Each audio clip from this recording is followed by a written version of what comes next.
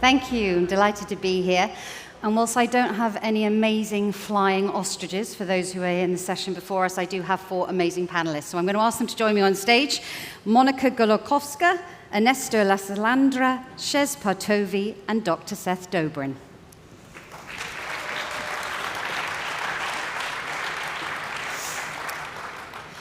Excellent. So the title of this session is Innovating at Scale, the Future of Global Enterprise.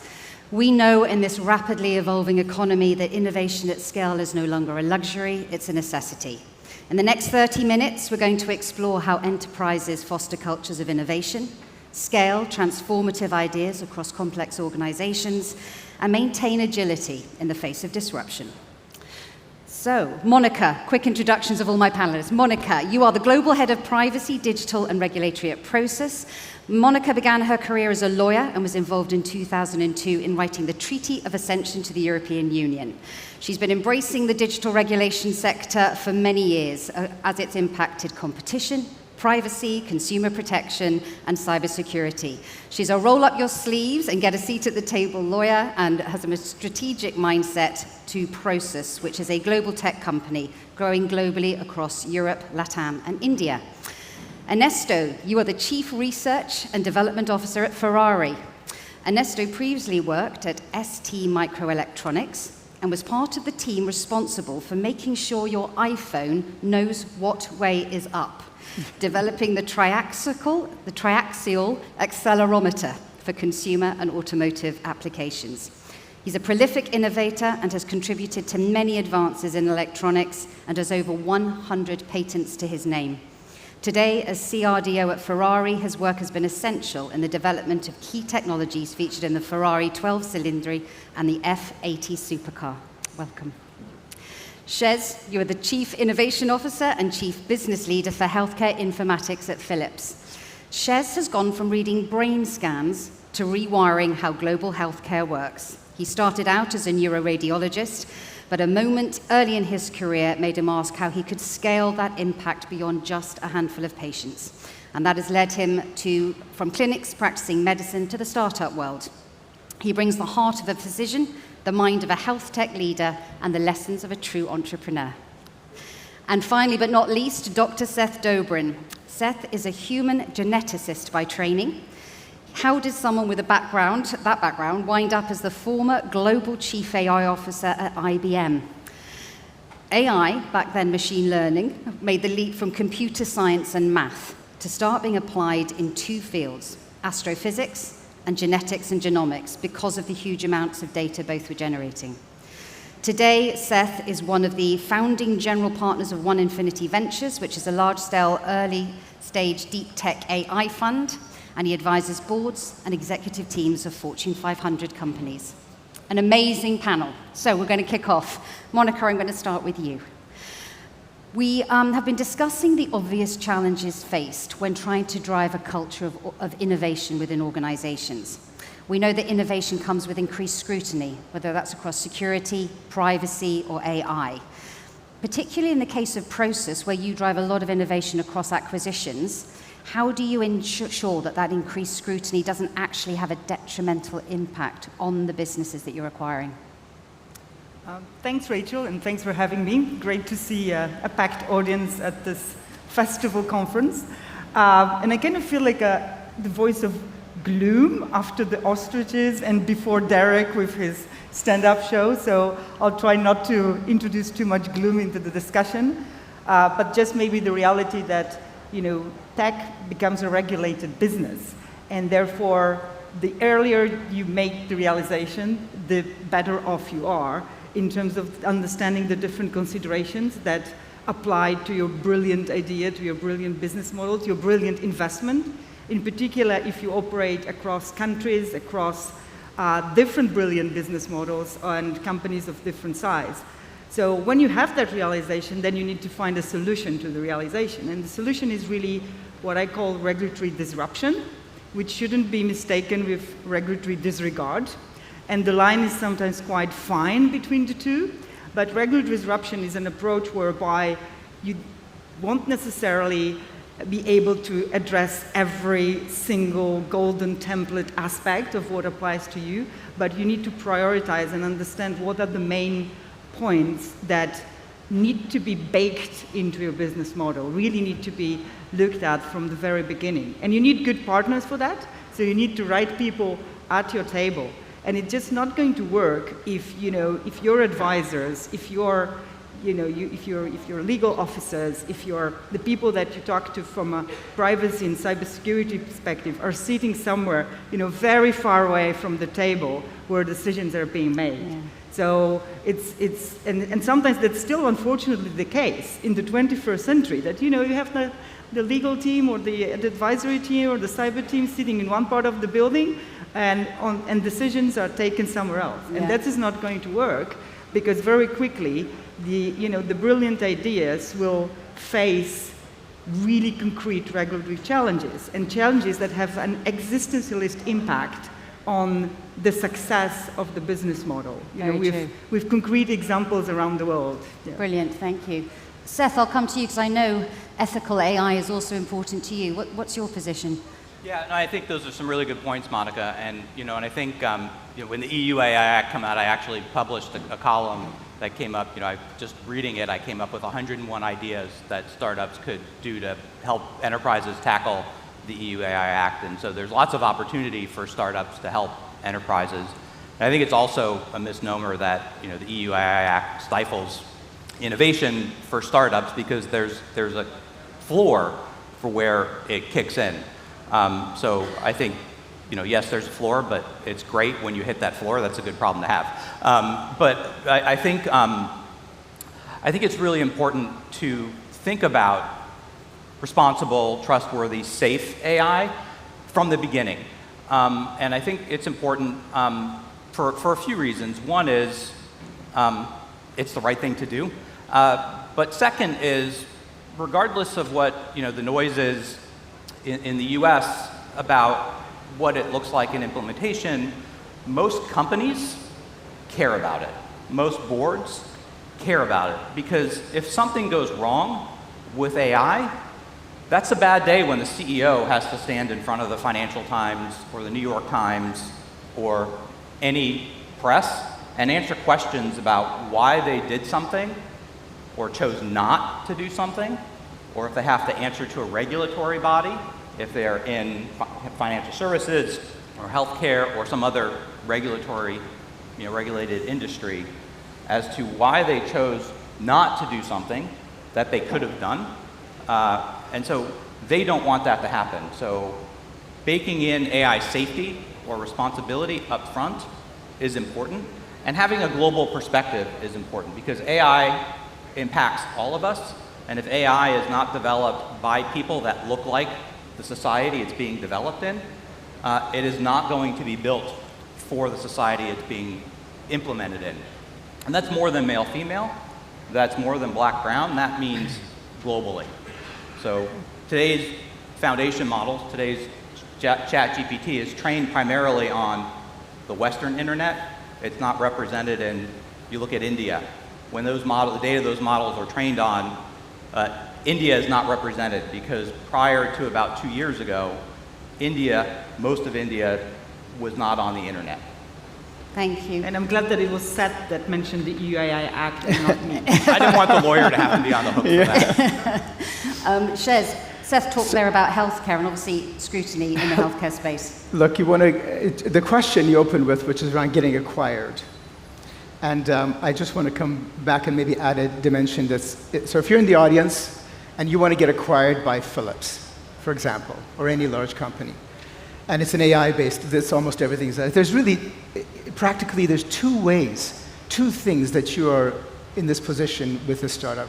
You're either being acquired because the enterprise wants to put incredible resources behind you and scale you globally, or you fit perfectly to advance a product that the enterprise already has. There's another way too, or you have so much revenue they want inorganic growth. But maybe not a startup so much. But it's really important to have a deep understanding of that, because a great example, Philips acquired a company called Cardiologs, which was an AI-based, we have an e-patch, you monitor patients at home, and the AI from Cardiologs allowed analysis of this.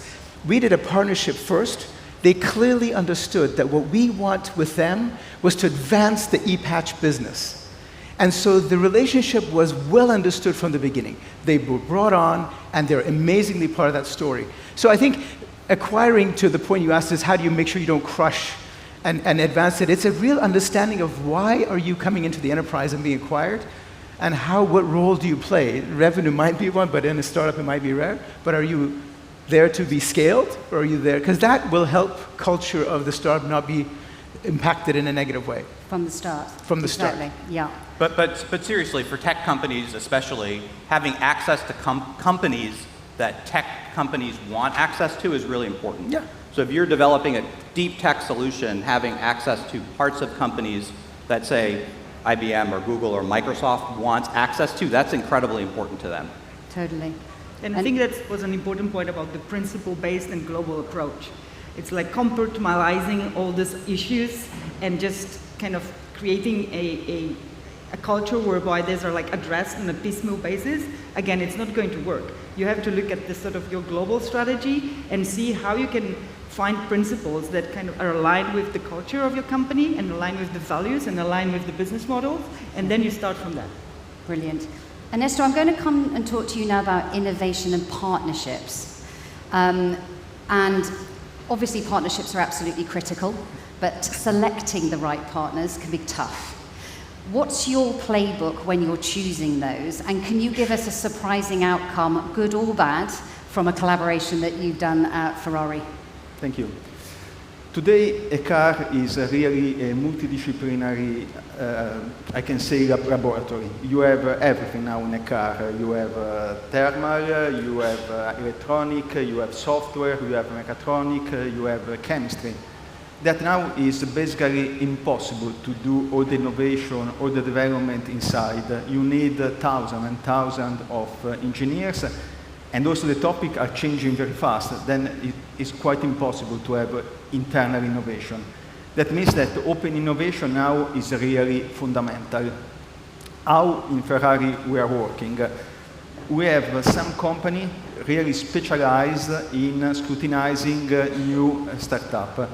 Then they scrutinize thousands and thousands of startups, and then we go really deep in detail in hundreds and hundreds of startups every year.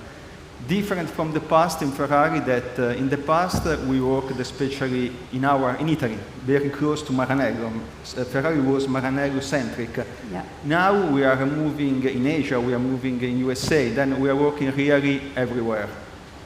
And just an example of open innovation is what we did on 2024 with the University of Bologna, with NXP. NXP is an important semiconductor company.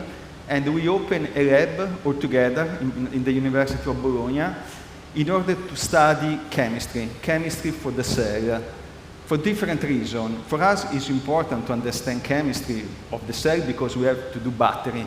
And if we understand the cell, we can have the best battery in the world. For NXP, it's important because they have to do the electronics that have to control the cell, what is called the battery monitoring system.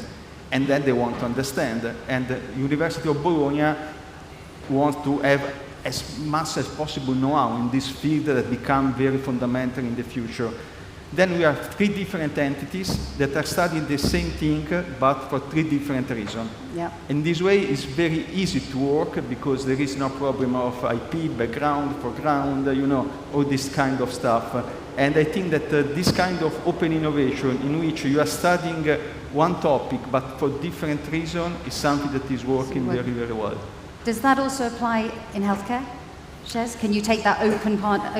Look, partnerships are critical to innovation, and both partnering with your customer and with your tech suppliers.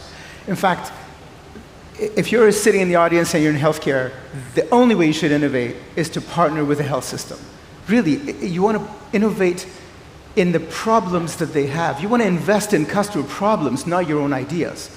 So Philips, actually, the way we do is we have worldwide, a great example, to make it concrete. Leiden University Medical Center here in the Netherlands, we did a partnership. They had an MRI from Philips, and they said, here's the problem. I love your MRI, but I've got a backlog of patients. I want a fast scanner. I want to scan faster, but I don't want to buy a new MRI scanner. I'm like, okay. We don't want to do forklift deployment of take this out and buy your new thing. I have this thing from you I bought for a bunch of money. Just make it go faster. What's the software you can put in there to make it go faster? And so we worked together, built a neural network that the same exact hardware now scans 3 times faster. I don't think we would, in fact, you could argue is contrarian to us. Build a software that they buy less equipment. Yeah. It may not, but the customers, the health systems love it.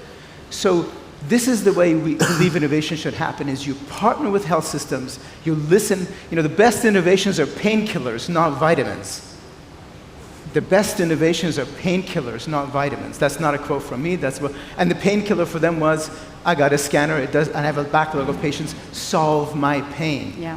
That's how you innovate, partnerships that way. And I think there's actually 3 kinds of startups, or 3 kinds of partnerships that startups can focus on. I think for early stage startups, think of it as a design partner. So find companies that are in your ideal customer profile that you want to work with, that are willing to help you design your product, to essentially help you get product market fit. And the benefit to you is that customer is going to help you design a product that they want to buy. The benefit to them is they're helping you design a product they want to buy. that they want to buy, right? It's solving a real problem for them.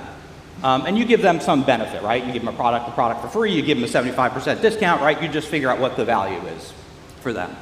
The other type of partnership is a partnership with a tech company. Yeah. Essentially, you are selling with them or through them, right?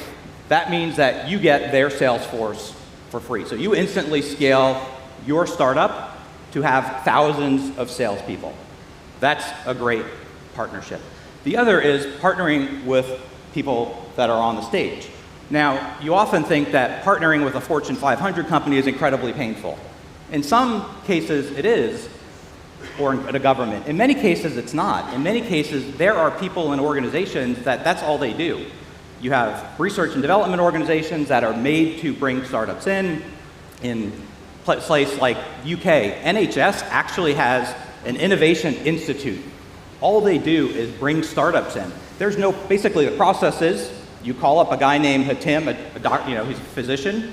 You call him up and you say, hey, we want to work with NHS.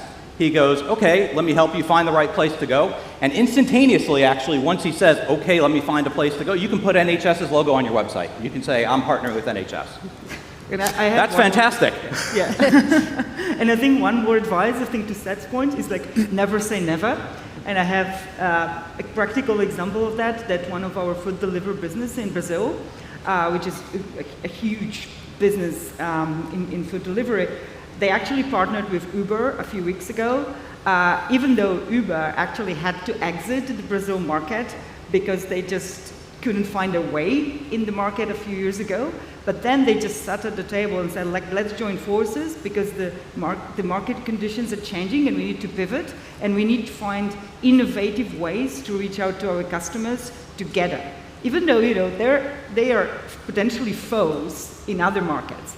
But, just having that open mindset to actually who your partner can be, I think really helps. Not to be always sort of under the assumption that, that partnership will never work because, we compete in other markets, or like this is just not the right size, or not my culture. So an openness, I think, helps as well. And from legal. Brilliant. So disruption, as we know, is constant in tech. How do you ensure that your teams stay agile, both organizationally and technically, when, for example, a new competitor is threatening or you are seeing a new technology come in? How do you make sure that you're staying ahead of that or actually have to pivot in that moment? Seth, do you want to start with that? Yeah, sure. So I think, I'll talk about 2 things. One is keeping up with technology, and the other I'm going to go back to when I worked at Monsanto. So, technology is moving at speeds that are completely unknown to humankind. It literally changes daily. So I think having a way to keep up with technology that's relevant to you is really important, and LLMs are incredibly valuable for that, right? I mean, go into whatever your LLM of choice is and set up a task to research whatever you're interested in and have it go search a place called archive.org, arxiv.org, for a topic of choice and have it summarize those papers in some whatever technical or non-technical language you can understand. and subscribe to my newsletter or my column, Silicon Sands News, I publish a column weekly that distills technical topics to non-technical audiences. That's a plug for my newsletter. The other is, when I was at Monsanto, I helped lead their data and AI transformation from 2006 to 2016, which is seen as one of the first AI-led transformations of a Fortune 500 company. Every Friday, we dedicated that whole day to Innovation Day. So basically 20% of employees' time to innovation.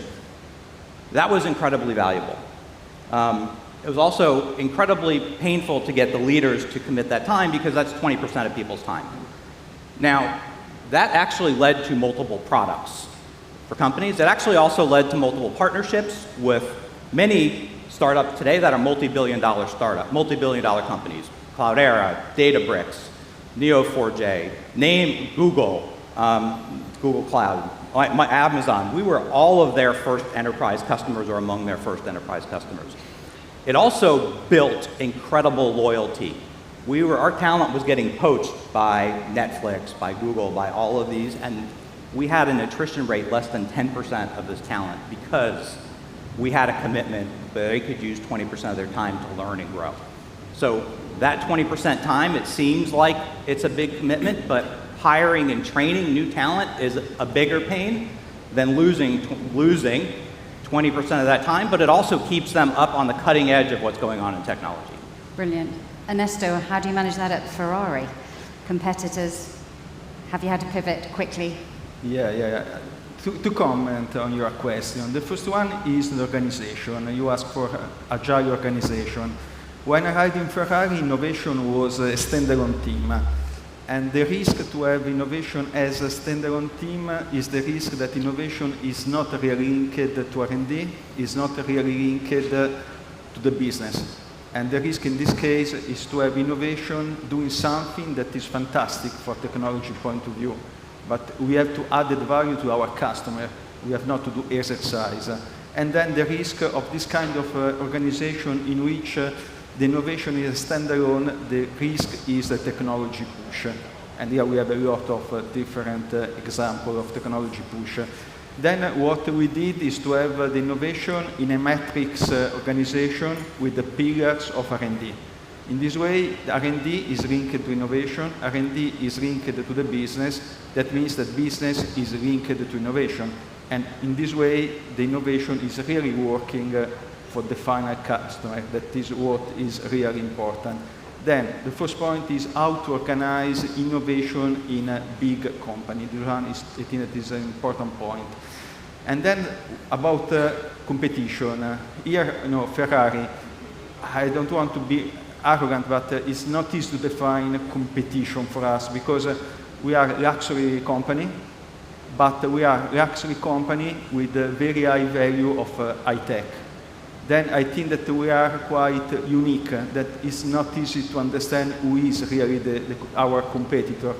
But we have to change very fast, not for the competition, but very often for the regulation. Because now in the car there is different rules in USA, different rules in China, different rules in Europe. Basically every country has a rule.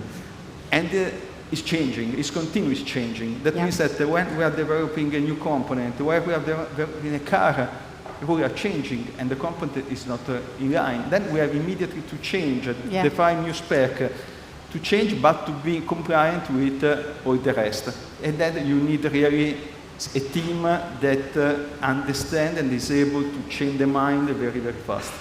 Brilliant. So I'm watching the clock go down. So we talked about pivoting, but I just want our final question to talk about failing.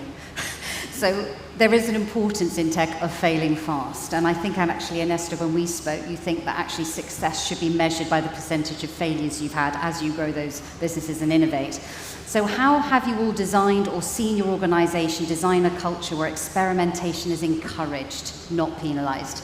I'll start with you, Monica.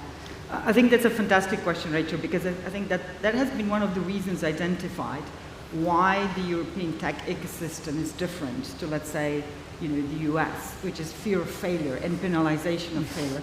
And we really tried to change that culture across our group.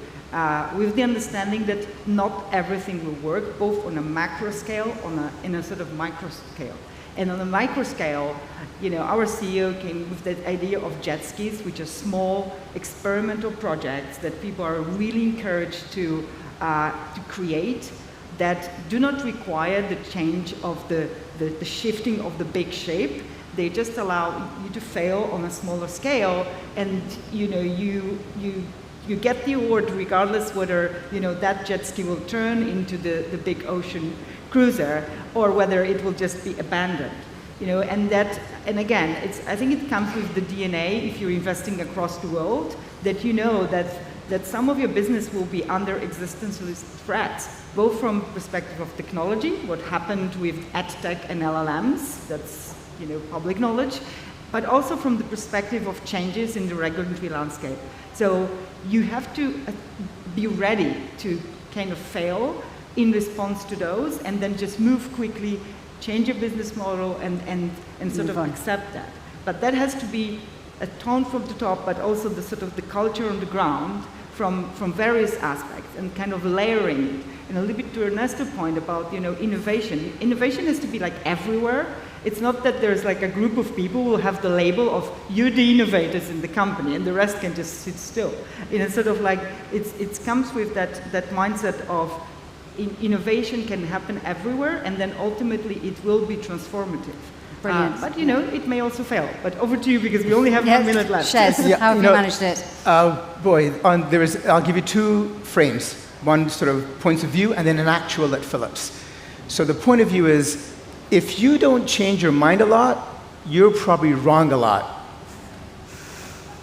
If you don't change your mind a lot, at the pace of the way innovation is going, if you're going to stick to the same idea you had 4 weeks ago, let alone 4 months ago, you're probably already failing, you just don't know it. And so this idea of being stubborn on a vision but flexible on the details is incredibly important, experimenting and being willing to change. In fact, I think your point on sort of European versus North American perspective, one of the things coming from US here that I realized is that there's a high indexing on decision perfection in Europe, as opposed to decision velocity in North America. And so you have to index on decision velocity as well as, is my decision good enough? So that's philosophically the tenet is, you gotta be able to be flexible on how you get there, but stubborn on the vision of where you want to go. Practically what that translates to in Philips, similarly we have in our Philips research has this program called XITE, Exploratory Innovation Teams.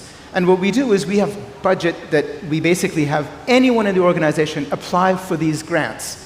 And then they're given funds to experiment. Basically what we do is, from Philips Research, we buy out their time from their manager. So you have people freed up, so the 5 of us could say, we have an idea, we're in different teams, we go and submit an XITE proposal, Philips Research displaces our budgets in the parent team, and we all get freed up to then do something for 6 to 8 weeks. And so that's how it translates into practicality, the point of view of exploring and trying different things. We have run out of time. So thank you, all of you, for being here. They're going to be staying on afterwards, so if anyone would like to have a follow-up conversation with any of our panelists, please reach out. Thank you very much. Thank you.